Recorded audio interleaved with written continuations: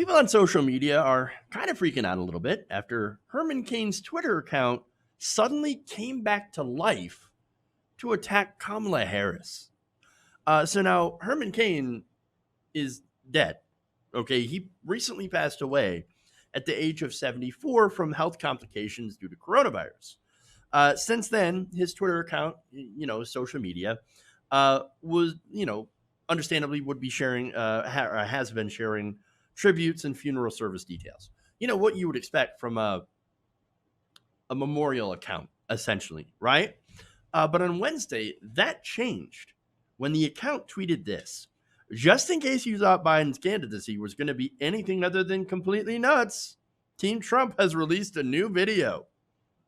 Now, I talked about that video in a previous segment. I broke that down of why it's ridiculous. I'm not going to go over it again, right? But I will say that Herman Cain probably wouldn't have disagreed with it. I mean, he'd have been like, yeah, the video, fantastic. Definitely. Biden, Harris, crazy leftist, which is hilarious. But anyway, this was followed by hashtags for both Biden and Harris, and then a link, of course, to a page on hermancain.com with the title New Trump ad hammers Biden and Harris over Joe's endless array of racial gaffes. Again, ironic. I'm not saying Joe Biden hasn't had plenty of racial gaffes. Oh, he has. But like, Donald Trump's a flat out racist as well.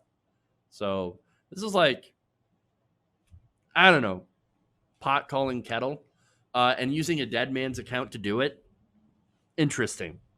So now the page, by the way, expands on a recent Trump ad and also refers to a clash between Harris and Biden in an earlier Democratic debate where she, of course, went after him over the subject of busing. Look, I liked that moment. And then later on, it was shown that Kamala Harris literally planned for that moment and had T-shirts made. So this is who, like, understand that's who Kamala Harris is, right? No one in the story is a good person, by the way. They're all pretty terrible, but in varying different levels of terribleness.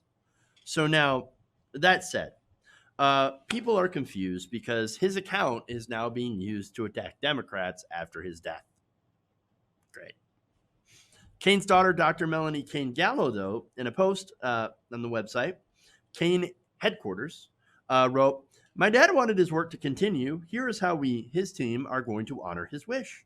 In this, she wrote that her dad believed in using his voice to teach, enlighten, and give hope. It's one of the ways he used this website every day, and he wouldn't have wanted that work to stop with his passing. Look at that. That's just honoring the legacy by owning the libs. Great. But here's the thing. It's not teaching. It's not enlightening or giving anybody hope. It's just spreading bullshit political attack ads. So that said, I'm sure Herman Cain, given his politics and his, for Donald Trump, would have 100% supported doing this. But that's not really the point. It is a bit, I don't know, unsavory, a little bit morbid to attack people from beyond the grave. Just saying. I mean, the guy's barely been buried in the Republican Party. Donald Trump, the Trump campaign, is essentially propping him up to slam Democrats. It's a little gross, to be honest. And it's also ironic because it's very likely Herman Cain contracted the fatal coronavirus at Donald Trump's Tulsa rally, where it was discouraged to wear masks and social distance. So it feels even more gross, really, to see the social media of kind of a dead man echo propaganda from people who in some way actually contributed to his premature death. So gross all around.